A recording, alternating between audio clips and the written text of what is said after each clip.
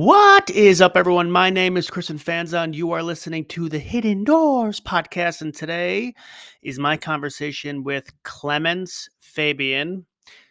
They call her Coach Clem. We might as well just call her Coach Clem.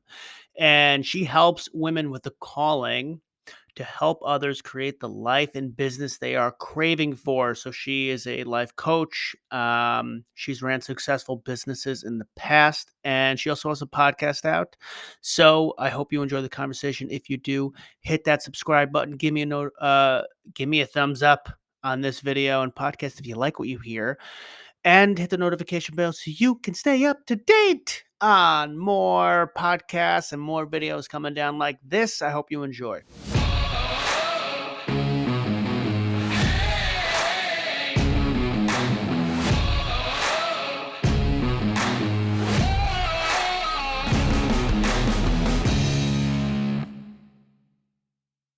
So, how's it going? Yeah, going great. What about you? Doing all right. What where are you now? Because I feel like I checked out your LinkedIn, and if you look at your page over time, it's like you've been moving all around Europe. I feel like. Is that true? Yeah, that's quite accurate. Yeah. So where do you live now? I'm in the UK now. Got it. And from France originally. And yes, I've been living all over the place. India and further, actually. Europe and further, because I lived in India, in Colombia, in Spain, and yeah. What's the reasoning for it? You just like to travel? Like, do you work in those areas, or is it like temporary, like vacations, or is it like you stay there for like a year and you like live there?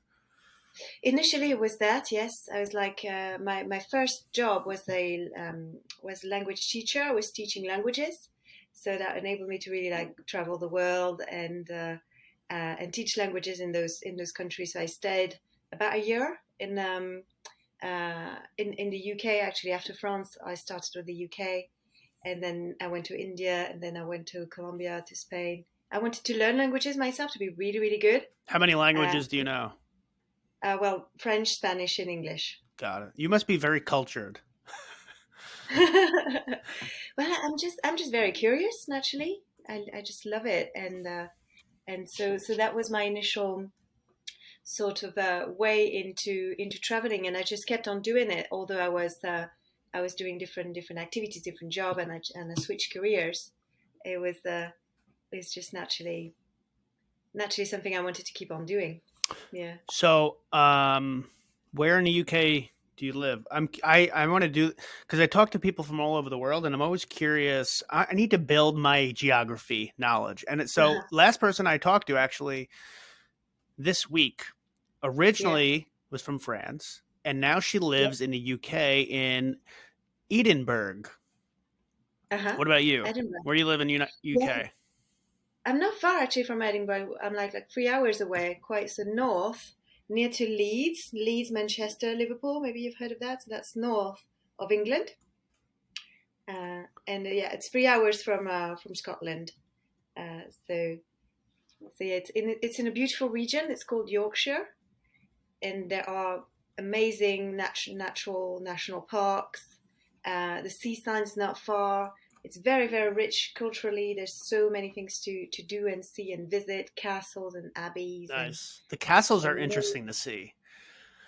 Yeah. Like, I don't think we have like any, because in Edinburgh there's this one like castle, like I actually went on Google Maps, and it's like, I don't know what you'd call it, but it's perched up on this like big hill or mount. I don't know what you want to call it, but it looked like a legit castle that you would see in like a TV show or a movie that like what's that most famous TV show about what the hell is it called? It's on HBO. Is it Outlander? Game of Thrones. It just looked like a Game of Thrones type of castle. It looked very interesting. It never seen one outside of like, TV. Yeah, well, it does feel like that here, actually. You just like round the corner, there's this incredible scenery just out of a movie scene. It's just like going back in time. So yeah, the region itself is an amazing way to travel. Yeah. And to access That's Yes, cool. culturally. Loving it. Well, you traveled a lot. You must have learned a lot. And I Yeah. think you've started your own business. So I guess before we Yeah. get into it all, what do you do? Because I think you're a life coach and you focus on helping women achieve their success and happiness in life. But you know more than what you do than I do. So what do you do? Yeah, so it's been refining over the months, and what I'm doing more specifically now is helping people who have the calling to help others. So it's mainly women. Uh-huh. So they've had this vocation, inside of them, and they know they want to help others. They want to have an impact. They want to make a difference in the world, and also create their own business. So typically, they've people that gone through a lot, and I relate to that very much as well, because my life has been quite a roller coaster in many ways. So they're like survivors, and now they've decided that now is the time that they want it all. They want the life, they want the relationship, they want the money, they want the freedom, and they want to create a business that help others. And the work we do together is also to go back to helping themselves, not only being all about others, but how do you make sure that you're not draining yourself, that you're respecting that balance. Typically there can be a lot of people that have experienced a burnout, and they've really struggled with maintaining this balance. So I help them with that. I help them with the mindset, the inner strength. So it's a lot about that, about finding this inner balance first, having this strong foundation on which then you can build this strong life, and stable and fulfilling and thriving, which then what the other levels I work on with people a lot are levels of clarity, making sure we've got the right goals, that it's the things that they want for themselves. It's not something that they think people expect from them, because I've realized there can be a lot of that in there, and as well as business strategy. So typically they can be coach or therapist or wellness professionals, in teaching as well. That was my initial career. And in nursery, I opened a bilingual nursery also once in my career. So I have this experience as a business owner and entrepreneur. So I relate to that as well, and I love helping on the strategy aspect. But the initial is always that, the inner work. How do you feel about yourself? What is it all about for you? What meaning do you find in all this? And how do we build it from the foundation on? Yeah. Yeah. So, how you became to be who you are was probably a lot of life experiences, but this building your own business is very interesting to me Uh-huh. because I like to see how I'm very interested in seeing in what you're doing and how you're helping people, and we can talk about all those things. I'm also very interested in like how you became to be, like how did Mm-hmm. you know how to do a business strategy? Uh-huh. Probably from opening up a business, not knowing what you're doing, failing, learning, challenging yourself, and then becoming better and better and better and better and better over Yeah. time. Yeah. And I feel like that's a really important story because, you can't get Yeah. to where you are like you can't have an ability to have a good business strategy Mm-hmm. unless maybe you can help me with my business strategy, but you can't have a good business strategy acumen unless you Yeah. challenge and fail sometimes or often. So how was that experience like opening up your own Mm-hmm. business? Were you like Yeah. working full time and you decided you're going to open up your own business, or did you Yeah. just say no, I'm going right to open up my own business after like school or whatever you did? How was that experience for Mm-hmm. you? Mm-hmm. So I started very initially. So I did a master's in languages and in teaching and education, what we call didactics. And initially I was like, okay, I want to learn, I want to explore the world. So I went as a language teacher, as I said, and traveled the world for 5 years. That was a huge learning experience for me. But this is also when I learned how to be independent. Yes, I was working with schools. I was working usually in different schools, and I covered like every possible age group: adults, children, babies at that time. So I had to be very adaptable. I had to be very independent, and there was a huge freedom into that, although it was quite challenging. You can imagine the teaching in the UK, in early learning, and teaching in India in an engineering college, with no resources. There's just a blackboard there. All right, okay, let's do that. So that I learned a lot from that, about also transcending my mindset about realizing what was possible and not taking anything as impossible. Yes, let's do it. And it does involve, as you say, a lot of trial and error, a lot of learning, a lot of, okay, let's do it again, because that wasn't really great. How can I do it better next time? And then, so when I decided to settle down a little bit, I was like, okay, I need to go even further than that. I need to push my comfort zone. I need to challenge that. And I prefer talking about adventure zone than leaving your comfort zone. I think that for people, leaving your comfort zone is not a very positive thing. You're like, no, sorry, I don't want to miss on my comfort. I do want that. I want even more of that. So when you switch that, the switch of perspective, and you say, let's go into your adventure zone. I like You're like, that. It's a oh nice wow, euphemism. yeah, maybe that's gonna feel better than missing on comfort. So I was like, okay, what can I do? Because also one of the frustration, and a lot of my clients resonate with that, is not only about not getting enough, not receiving enough value in the work you do. Let's say you're an employee. A lot of my clients, for example, they've been working in NGOs and charities and a lot of work like that, and they feel that there is an ill balance, not only in the fact that they're not receiving enough, but also that they can't give the potential they have inside of them. They feel this potential, they feel this desire, this vocation to help. They can't give it. So I was like, okay, the only way to do that is to create my own business. So yes, it goes with a lot of challenges, but what rewards do you get, right? So I was like, okay. And initially, I That was your partnered. adventure zone. You were tapping into your adventure zone with that one, huh? Yeah, yeah. So I partner with four people. For me, that was also helpful at first to go into this adventure zone. And I was like, I had other people with me to help me to hold my hand, and we were doing this together. So we partnered, and we decided to create this bilingual nursery, which was amazing. I absolutely loved it. It was challenging.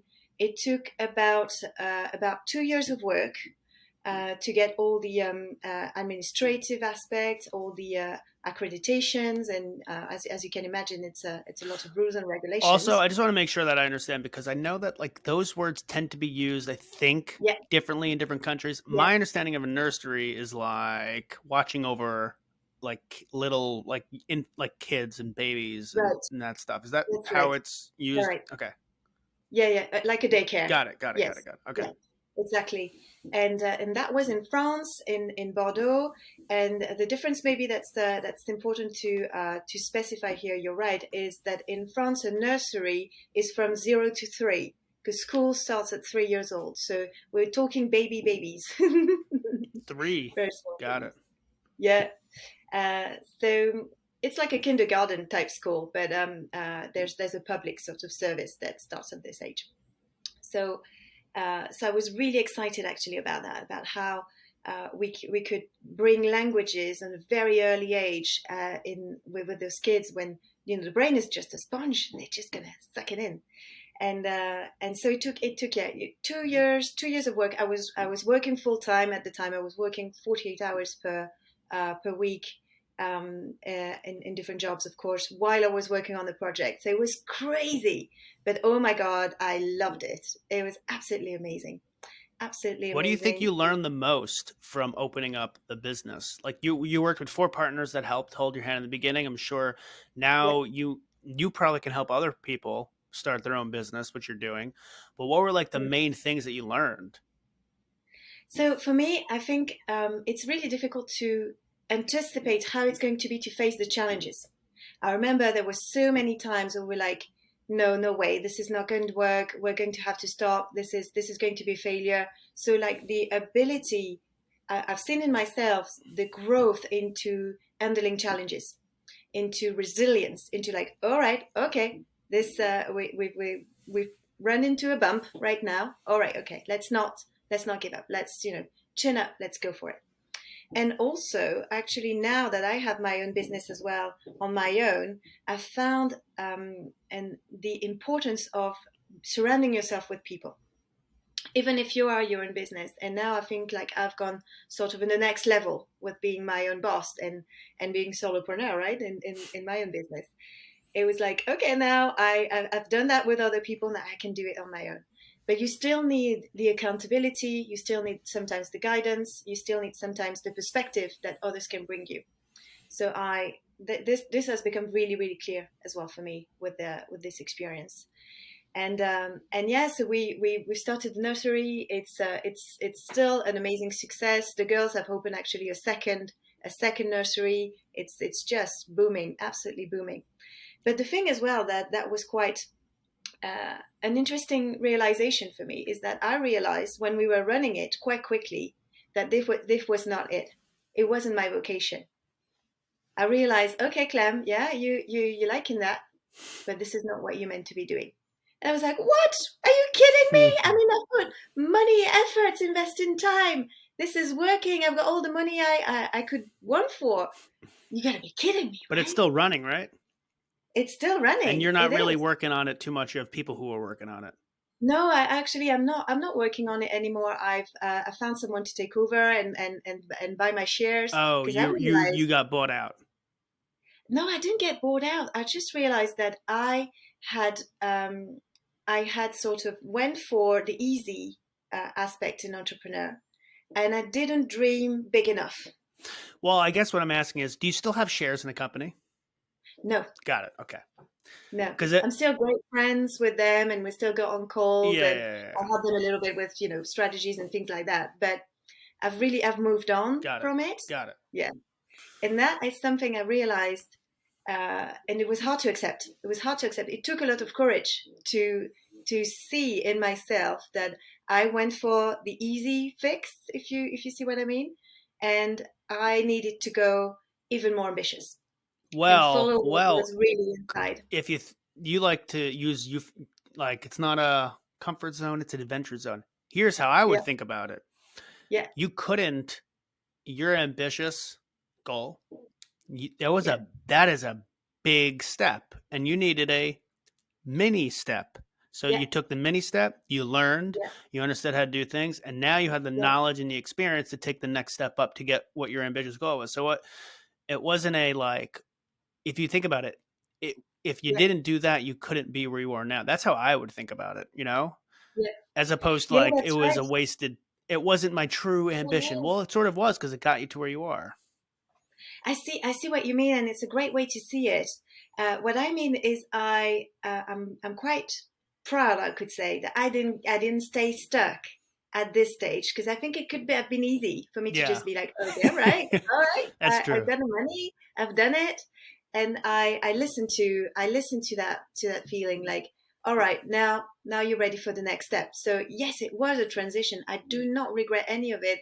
I'm so glad it's going amazing, and this project is also a little bit my baby, so I'm so happy that it's thriving and it's going really well. And I always loved brainstorming with my former colleagues. I went to see them not long ago, actually, in December, and it was amazing to go back there but I felt like, okay, like this was then, and now I've moved on. I've really moved on. So this is also what I've realized, and what I help people to see as well in their own journey, in their own entrepreneurship journey, because sometimes, as you say, there are steps, and we start with something, we think, okay, this is it. Oh, and actually we realize, right, I need to move on to the next step now. How do I do it? What's happening to me? Why am I feeling? What am I not feeling that thriving fulfillment that I was looking for? Okay, because maybe you need to go towards the Hmm. next step, as you said. Maybe you can go even further. Yeah, so it's amazing. And so gradually it became obvious for me because we were working, of course, at the nursery with a lot of expats families who were living in France, in Bordeaux, from all You over the say world. expat? Expatriated families. So Got it. um, they were coming from different countries and Got it. working in Bordeaux with the embassy and all sorts of type of jobs. And I absolutely loved working with them, and helping them with settling in Bordeaux, finding a job with their business. So I was like, all right, I think I know where I'm going next. So gradually, a plan formed, and I transitioned into that. I trained. I did an 8-month training course as a coach. Whatever, I had already started doing it, as you said, very quickly. we had also people approaching us. Okay, we're also opening a nursery. Can you help us? And I loved doing it. I loved helping them. So I was like, okay then.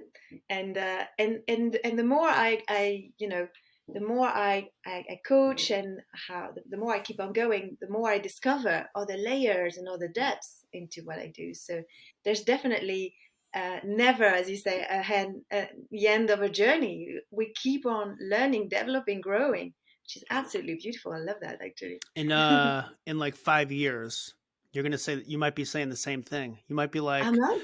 "This wasn't my ambition." You might be running for like the president, or what is the what? It's a prime minister. It's called prime minister in the UK. Prime You might Minister, be running yeah. for prime minister next. Who knows? Yeah. Yeah, well, we'll see. I do not know what the future Do you have a holds. book out? A what? A Sorry. book? Did you have a book? Like, did you ever write a book? No, no, that's something that could happen. That That's could be something in your that could future. You happen. got a podcast out. Yeah, yeah. We've started a podcast with a coach friend that When did you I start it? When really was your like. first episode? So we started with the first version of the podcast. There was the three of us with three coaches running that, and we did that for about a year. And now we've rebranded. One of the partners decided to go for her own podcast, and she's going to do something different and in Spanish. So Anna and I we have decided to rebrand and to refine as well the vision of the podcast, and we released the first episode in January, actually. It's So actually really nice branding. When you I think that's how I reached out to you, because you posted it on LinkedIn, if I'm not mistaken, yes, and the branding looked really professional. Like, yeah. who did that for you? Did you pay some like marketing company for that? Because that was a really well put together, I think, promotional video. I really liked it. Thanks, thanks. That's great. Yeah, we are very lucky to have in our network. Actually, it's Anna's best friend who works in marketing, who helped us Nice. with creating this trailer intro video, and yeah, really proud of it. Yeah, go And and check it out, what is your guys.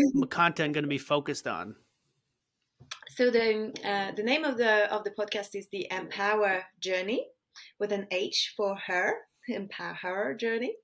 And the idea is to really create a community where you can find the inspiration for your self growth, because I believe we're all in the same journey into discovering how we can keep on growing, as we were just describing, right? This is a never ending journey, and it's fun. It's a game, isn't it? Let's play that game together. And by hearing other stories, hearing different perspectives, and having different guests. So this is the point. We want to have as many guests as we can, as well, bringing on their perspective, bringing on their insights, their little nuggets, so that we really create this community that inspires each other, and supports each other, uplifts each other into this self growth journey. Mm. It's a lot of work maintaining a podcast, right? How many videos a week are you doing? So we're doing twice a month at the moment, Twice but a we're month. going to gradually That's increase. manageable. Twice a month. Yeah, yeah. I'm doing like Yeah. 3 a week. That is a Wow, lot. Yeah. that's a lot. But you know Very- what? Not every podcast is I have a guest on. Sometimes I just talk myself. So that's Yeah, a little bit easier, but I've still seen that. the planning, the maintaining, the editing, Yeah, yeah. it's not it's time consuming. So how do you find that time? Well, you're doing it manageably right now, but still you're running a business. So how do you find the time to Yes, manage both? yes. There's a lot to do, and it can be very easy to feel completely drowned into everything that you've got to do, because there is so much, which is also an amazing part of it. I love the variety of, you got networking to do, you've got training. I keep on training very intensely as well into different sort of techniques, coaching techniques. I also like do a lot of social media work, and work on my website, work on creating powerful content. I work in, and also of course the coaching, preparing the coaching sessions, and keeping in touch with my coachee, and all the communication. Of course, is a well, that's a full time job, but What I've learned as well is the importance, especially if it's your own business and you don't have an office. Like for example, this is my office in my home, right? So you got to make sure that you draw a line between work and life, so you do have some free time and you do make some space. For me, it's all about space. Uh, what is this vision that you want to build in your life? Don't lose that. Don't lose the life part of it. That's very important to you for your balance. Again, going back to that word of balance. And and for me, that's going to sound crazy for a lot of people, but for me, managing my time and make sure I'm so productive in when I'm working is to make sure I find time for meditation every day. And every day I found 2 hours to meditate. 2 hours to meditate. Yeah, two Man. hours of meditation every day, and that's not discussable. It's every day, and it, I can't compromise on that because if I do, it affects my well-being, it affects my productivity, my efficiency, the quality of the work that I do, my ability to focus. Did you So start off with a lower amount of time? Like I do 10 minutes yes, meditating. yes, I yes. can't imagine doing 2 hours, but did you build that up over time? Yeah, naturally, actually, it did start like uh, it also depends a lot on the type of meditation that you do. As you know, there's many ways of doing meditation, and the techniques that I do, I think, are easier to do for a longer period of time. Which techniques is it? What is it called? Like there's like guided, non-guided. I don't know what all of them are though. Yeah, it's this one is non-guided, so Okay. you're in silence, but you use some. It's similar to working with mantras, although there's a different, a sort of a different ways to approach the use of the mantra. Because in some mantra meditations, you have to repeat the mantras in a very fast and continuous way, while in the techniques that I use, uh, they are used as a concentration object to concentrate on, like you would do sometimes with your breathing, right? Your breathing is your focus, is your anchor, and you can see the mind drifting away, and whenever you notice, you come back and focus on your breathing. So this is a similar way, but by using those mantras, you go really deep, and you also work on the mindset. As you know, mantras are really good with that. So initially, yes, initially I started with 20 minutes or even 10 minutes initially, and it brought so much into my life that I increased a little bit, increased a little bit, and increased a little bit, and now it's really become an amazing foundation to my personal life, professional life, time management. It's yeah, no compromise on that. What time of the day do you are you able to get in 2 hours Yeah, meditating? yeah. So I do an hour in the morning. Okay. That's the first thing I do, and it's amazing because actually now how gradually, so it's been, I've managed to keep that routine of meditating every day. As I said, it increased over time for about 2 years and a half. So so that's, yeah, that's when I've really started being daily, practicing daily. And yeah, so the morning one is amazing, and it's just like you feel like you want to get up, you want to get up to do the meditation. This is quite crazy. You would have asked me before. I'm a professional sleeper. I could sleep forever. No way I would have been excited to get up in the morning. I'm excited to get up in the morning to refresh, to have this reset. It's like a reset, really. So I do an hour, and then I do some like little breaks during the day when I feel like I'm getting a little bit tired, or if I need to really focus, I don't know, before a session, I can do like 5 minutes or things like that. So breaking up a little bit so that I keep that connection through the day, and then another hour in the evening before I move on to uh, dinner, sports, or whatever I'm doing in the evening. Yeah. Okay. What has helped you meditate? Like some people use apps, some people have been taught a certain way to do it, and a lot of people are just skeptical, like including me before I even thought about Yeah. I don't know. It's like you see, I don't know. If you have never meditated before and you just maybe Yeah. watch TV or movies or hear something, you like to see like maybe this is uh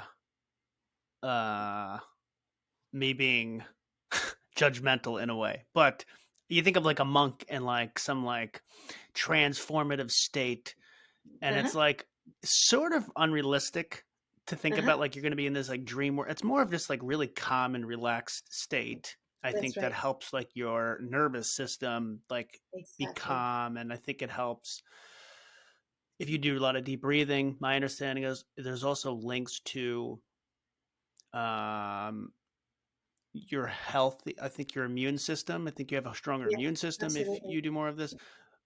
But what got you like what helped get you into it? One, and Mm-hmm. then what were the tangible benefits that you noticed from yourself after doing meditation? Mm-hmm. Yeah, it's a very deep question, and yes, I agree. And there's also people. I think a lot of people have this representation about meditation about um, having this empty mind, completely emptying your mind, and that's like the end goal. While it's actually not the nature of the mind, the thoughts are going to arise. So it's not a fight against thoughts because I've heard a lot of people saying, "Oh, I've tried meditation, it doesn't work for me. I have thoughts." So does everyone. So it's changing your relationships to your thoughts so that you bring, as you say, exactly as you describe, it is an experience. You have to experience it for yourself. So yeah, you bring more calm, more peace, and you release the stress of your nervous system. So it's changing your relationship to those thoughts. And I love the analogy of imagining the sky. So you can see a sky, an immense blue sky that's infinite, right? And on sometimes on that sky there are clouds, clouds that come and clouds that go. These are the thoughts. They come and they go. They're not permanent. And sometimes it's very stormy, right? There's loads of thoughts and loads of emotions. But meditation helps you to remember that behind that there's always the sky. And you can always connect to the sky, to your centered, calm peace inside of you, basically. So what helped me was that I learned these techniques. They're called Ascension. The community as well around that is called Ascension. You can check them out online. They're absolutely amazing, and there's a lot of support. There's a lot of it's funny because I learned a very long time ago, actually. I learned about 15 years, and I wasn't really regular with it. I was using it to. I found it really efficient initially to fall asleep at night. Like I would use a few techniques that hey, and sleep very, very easily.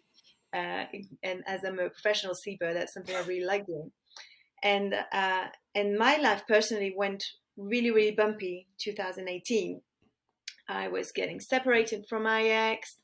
I was feeling very depressed, a lot of anxiety, and I was like, I remember that thing that really made me feel super good. Maybe I should go back to that. So I jumped on a plane and found a course. There was a course in London. I repeated that course, and I was like, "Oh my goodness, I need to do that, and I need to stick to it, and I need to bring that to my life every day." So it was a big wake up call for me, and from that, my life completely transformed. Completely transformed. I continued. I was doing a lot of work on myself already, self development and coaching, and I had done also some therapy in my life. So I think that all those approach really helped me. But there's something that really struck me at the time, is that there is a big difference between getting insights regularly and practicing and having the routine, the finding some space and including things into your life.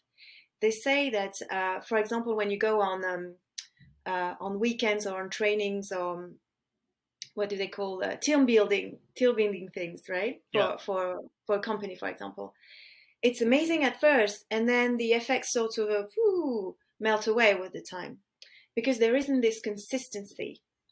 So for me, it became really clear that I could have more consistency in my well-being, in my happiness, if I was bringing what worked for me. And I'm not saying to everyone that that's what is going to work for them. I think we all have to find what works for us. Some people are very physical. Some people like, I don't know, different techniques of taking care of themselves. But it's when The you realize, consistency, right? It's like you can do whatever you want to do, like that's your choice, but then the consistency of it will make yeah, a better impact than if you were like that's right. doing it haphazardly. And for me, it really struck me. It's like, how much do you want that? How much do you want this happiness that you talk about so much? How much do you want it? And what are you willing to do to get that? I was like, oh. You know what's funny though? Sometimes happiness is a weird I don't know if it's happiness or feeling good is a Hmm. weird state to get to Uh-huh. because it's almost like contradictory in a sense that like to feel really good right now and you only do what feels really good right now will eventually lead you to unhappiness. Meaning, like, if you don't like step into your adventure zone and it feels a little bit uncomfortable and you just relax and you don't challenge yourself, you don't try to learn, you don't put yourself in situations where you're going to fall on your face, you only stay really, really comfortable. Mm. And eventually you're going to start like self-hating yourself, like, oh, I didn't do this, I didn't do that, I could have taken a chance of this, everyone else is doing that and that and that, and like, I don't know, you start to be not happy, you're not exercising enough. When you don't exercise, you don't have the right chemicals in your body, you feel like crap, you don't like Yeah. yourself. But if you put yourself through like, and if you are able to get to a point, because I think like there's a certain, I don't know if this is true or not, but I feel like there's a certain point, a time, that if you put yourself through tough situations and challenge yourself and you're okay with being uncomfortable and blah blah blah, eventually that's your normal. Like you get used to it, I think, a little bit. It's not as I don't think you get completely used to it, but it's not as crazy as like first getting into it. When you first Hmm. start, it's like, oh, but then maybe it's normalized. But my point I'm trying Hmm. to make is that to get to that happiness, like exercising is important, but that sucks, that's annoying to do unless you really enjoy it. But I'm just saying most people aren't like to be happy in the moment. Like exercising is tough. It's not tough, but it's not easy. Eating healthy and not eating bad foods is good for your health. Taking time out of your day to maybe meditate to stay calm. Uh, Constantly, I think it was important is learning and reading so you can stay current and you don't fall behind.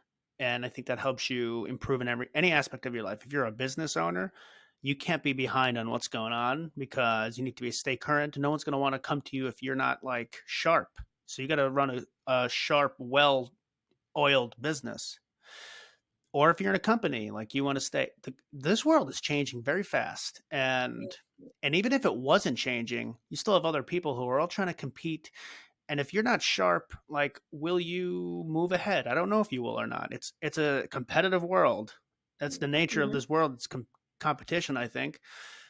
And so you can either right now be very, very comfortable, and then in 5 years you might hate yourself, or you put yourself through this challenging period, and you'll be happy with the challenges you faced because your energy levels are higher, you've been eating healthy, you've been exercising, you're learning, you feel good. It's a weird thing. And I don't know if what Yeah. I'm saying is 100% correct. So if you don't think I'm Yeah. right, then you can tell me. But I just think that, like, to find happiness, you have to do some things that are not so easy. And that's a Yeah. hard mental state to understand. Yes. You might fall into Yeah. this, like, you might fall into this thing where you're just on the couch all day eating and watching movies, and then you eventually don't feel great. Mm-mm. I completely relate to what you're describing. I think you're describing it very accurately, and there are many times I see that, for example, for meditation, like, oh, I've had enough. It's been half an hour. Come on, let's go and do something else. I'm bored there. Oh, this is very uncomfortable. I actually feel this stress releasing. No. Or why do we do that, etc. But what you realize is actually by just what I was describing is the mind chatter. Is the mind chatter, right? And for me, I've learned to realize a lot of it, and how as well to include it in my coaching practice, is through the advanced training I've been doing in coaching with positive intelligence. I don't know if you've heard of positive intelligence. There's an amazing No. book. I've seen that you're doing book reviews, so maybe you could Yeah. check it out and see if It's that's called Positive Intelligence. Positive Intelligence by Shirzad Shamin, and I'll share with you the details. Okay. And so he's doing this advanced training, and he's learning to for us to teach people and to coach people into making the difference between the voice of the saboteurs inside of you and the voice of the sage. Yeah, so this is exactly what you're describing, isn't it? So we have saboteurs, we have internal sabotage, we have the biggest of the sabotage that we can have internally, and this is unconscious, and we're not doing it on purpose, right? Is the inner critic, right? We are so good at criticizing ourselves. It's continuous. Oh my God, how could you do that bad? How can you fail so much again? You look at you, you are so terrible, etc. And we start doing that very early on actually in life, and it's part of being a human. It's absolutely natural. But by becoming aware of, okay, right, this voice is actually an inner sabotage, right? I can see it, I can become aware of it, and I can choose to see what is actually true. This voice is telling me a lie. Yeah, it's not helping me. What is actually the truth? And how can I listen to that? And this is exactly the difference for me. And again, as you said, everyone has got to find things that work for them, and it's important to see who you are, what resonates with you, what are your values, etc.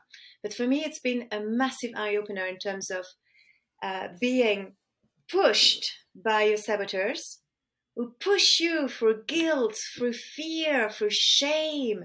Oh my God, you got to stay on track. This business, no, you're going to fail. The market is going fast. So and the sage in you that's like, oh, this is so exciting. Let's learn about that. Oh, this is great. Let's find a way to exercise. For me, to go back to your example of exercising, it's been finding a way I enjoy exercise. I have fun exercises. For me, it's Zumba. Zumba is so much fun. I don't even realize I'm working out, and I work hard. What is Zumba? Is that dancing or Zumba, you something? don't know Zumba? It's like a fitness type dancing with Latino songs, and Hmm. it's just crazy jumping about and being silly with a. I just love it. Absolutely love it. It's so it for me it really brings out the seriousness of exercising. And Yeah, although you it's do fun. exercise very much, I'm sure you do. Yeah, dancing is yeah, not like you dance for consistently for 30 minutes. You're gonna be winded. yeah. So 2 hours of Zumba. 2 hours. How do you fit all this? You have 2 hours of Zumba, two Not hours every of day. meditating. That's not every day. That's Okay, like twice a week or got it. yeah. What I found was really good for me as well was yoga. Initially, I had so much resistance with yoga. I was like, no way, I don't want it, etc. And I tried, and I was like, come on. I mean, I had such a false idea of what yoga was.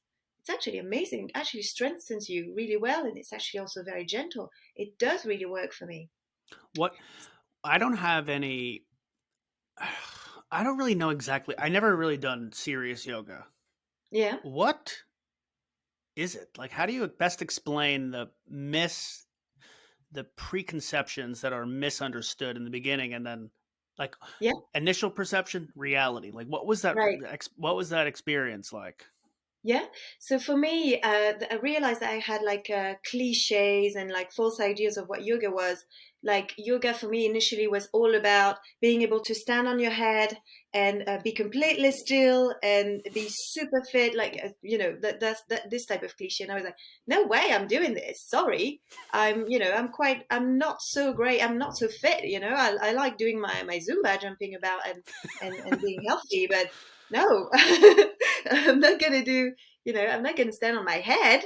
And um, and so it's by actually going to several classes and trying out, I've realized that there are different ways to approaching yoga. And yes, if you are very advanced, you're going to be able to stand on your head very easily, and that's not going to feel like something crazy or competitive or anything. But by starting by just the beginners aspect, there's a lot of stretching. There's loads of you hold position, and you focus on your breathing, and you just feel absolutely amazing after that. And it's not very, very intense, especially on the beginners classes that you try. And you see the benefits, and you see the benefits in terms of muscle strengthening as well, and just feeling better. I don't know, with headaches, for example, it really helps releasing headaches that you can have, and tension in your body. And I've realized it was a really nice compliment to, because I'm sitting a lot, of course, on my desk all day with my work. Yeah. So a really nice compliment to going for a walk and doing this stretching. And I really love. I think it was a spiritual teacher that actually was talking about yoga and saying that yoga helps you to never get stuck on a position. And I love that, because it's about that. It's about helping your body to find movement, for to breathing easier. But I like that as well on a more conceptual level, like never holding Mm. position, so being open, being not judgmental. And yoga is actually very deeply a spiritual practice as well, connected to meditation and etc. So that really resonates with me. Found that beautiful. Um, I mentioned this a few times in other podcasts, but I read a book, "Can't Hurt Me" by David Goggins, and he was just Uh-huh. like the serious athlete who never stretched, and he got really tight, Yeah. and the doctors didn't know what was wrong with him. He felt like he was dying, Right. and he spoke to someone who was like had some kind of expertise in some kind of maybe sports medicine or like some kind of Yeah. physical so understanding the physical body, maybe physical therapy or something. And he started to stretch and he felt better. And what the guy said is a majority of people end up deteriorating because, and as they get older, they get so tight that it's Mm. harder for the blood to actually Yeah. pump. So if Yeah. you're really tight, you can't move. Like the blood is Mm. having a hard time actually pumping Yeah. oxygen and Yeah. all, I don't know what the hell blood else has, but oxygen into your body. Yeah. And I don't know. I recall him saying like this happens to a majority of people when this is how they Yes. deteriorate. It's like their oxygen can't even get pumped to their body anymore. So now I stretch every day now because I think it's important. Awesome. Yeah. Great. Yeah. What Yeah. else do you have your people do when you're teaching them? You do business strategy, but then other things in personal development. Do you have what do you have? Like there's like a few things in personal development that like are so common that I think are helpful. It's like meditating, Hmm. stretching, eating Hmm. healthy, Yes. exercising, journaling, Yes. and reading.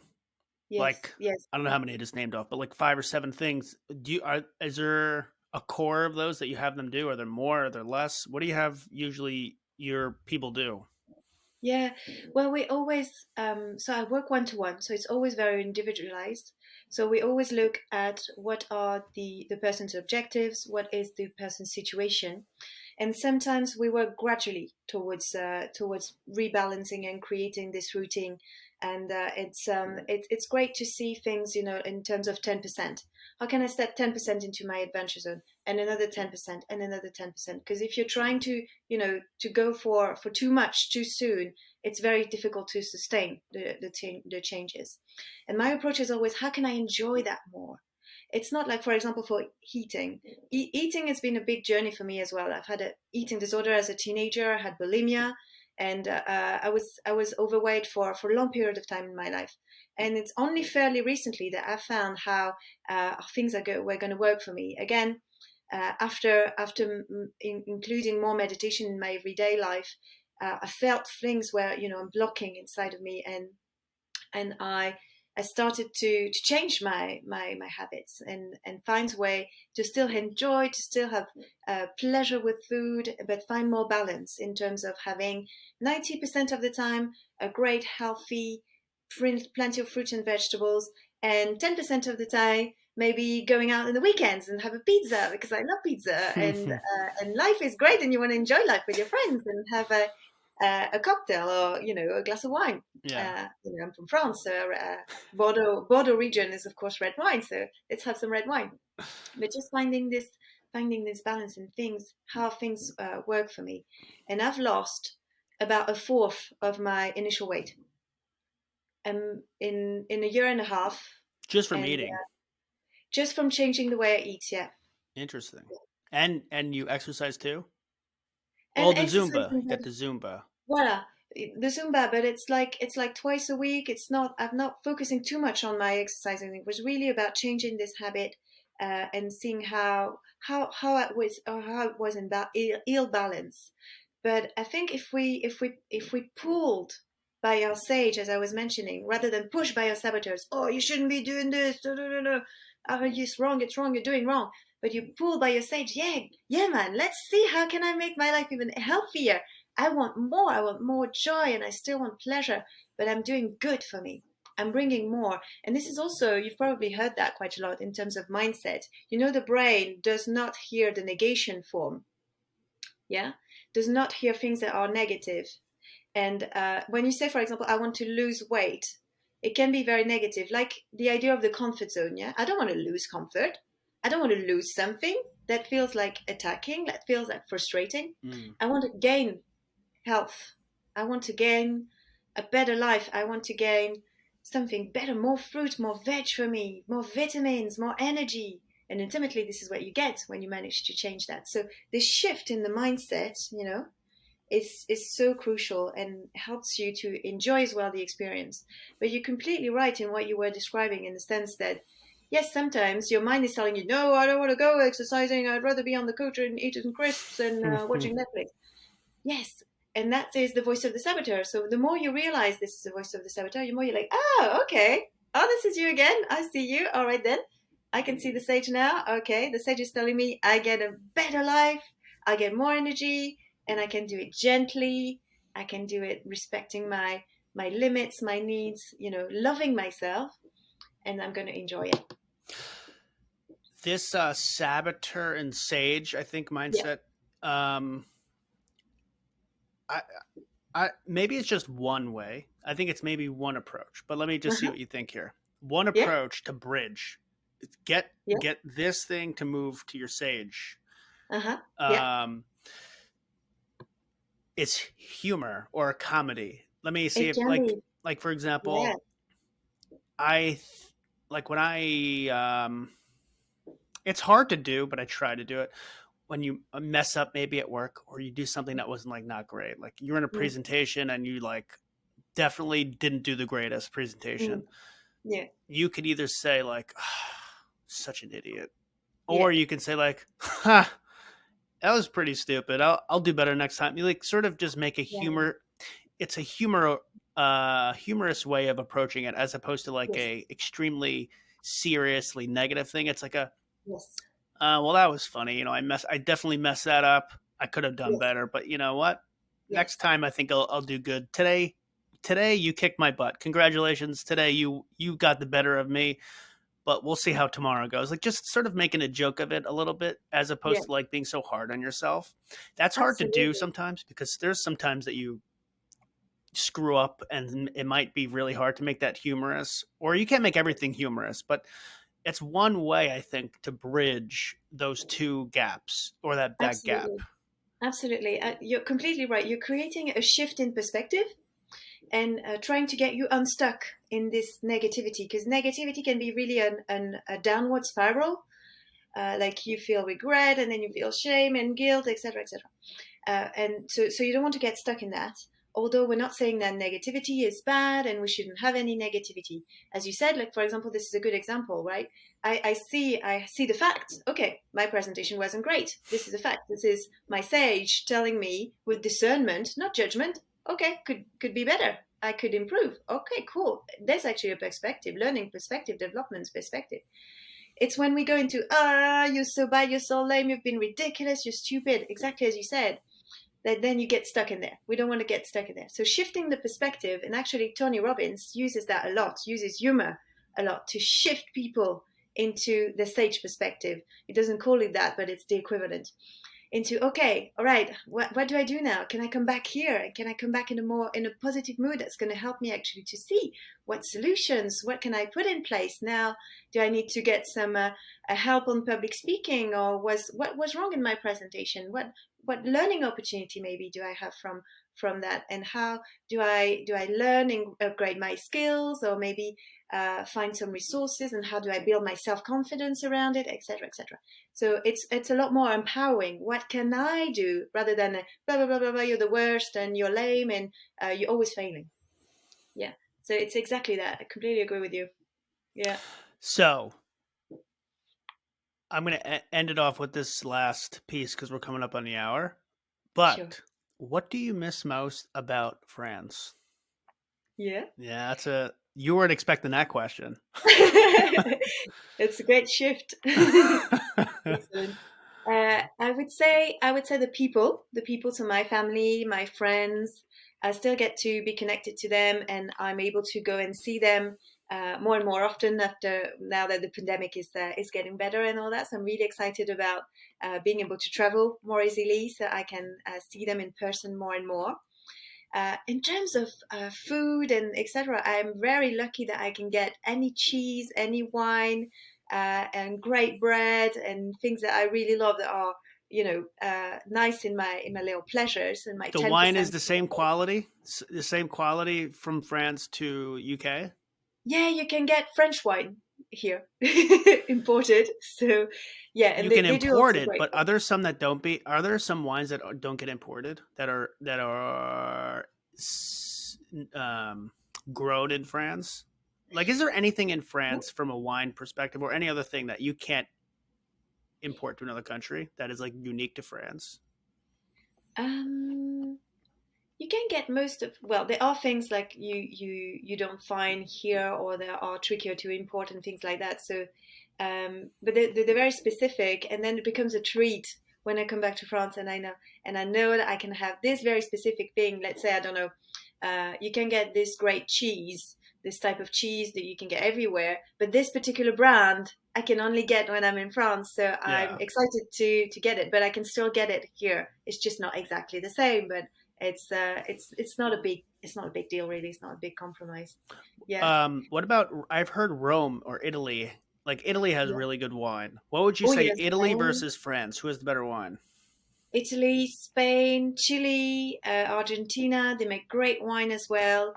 It's funny because it's amazing to do a blind tasting in wine, and you, even if we can be proud of making great French wine. Seriously, I can't tell the difference. It's as good and it's as delicious. It's different, of course, maybe a bit more fruity because there's more sun in Italy and Spain. Uh, Even more sun and warmth, so that creates more fruity, more sweeter, a little bit sweeter in terms of wine. Got it. But it's still great. I mean, yeah, who All are we right. kidding? That's good to know. That is good to know. All right. Clem. Is everyone call you Clem? Your full name is Clemence, right? Clemence, yeah, Clem for sure. But everyone calls you Coach Clem. Coach Clem. I love it. Coach Clem. All right. Thank you for coming on here. I appreciate you. How do people find you on social media? Yeah. Is there a certain way that they can search for you? They can find me on Instagram, Coach Clem. There's my LinkedIn profile. There's Facebook, and there's my website, www.coachclem.com. Amazing. I'll add that also to the description. Have a good rest of your day. Have a good weekend, and go enjoy some of that imported French wine. Yeah. Have a good day. Thank you for coming on here. Have a great weekend. Bye. Bye.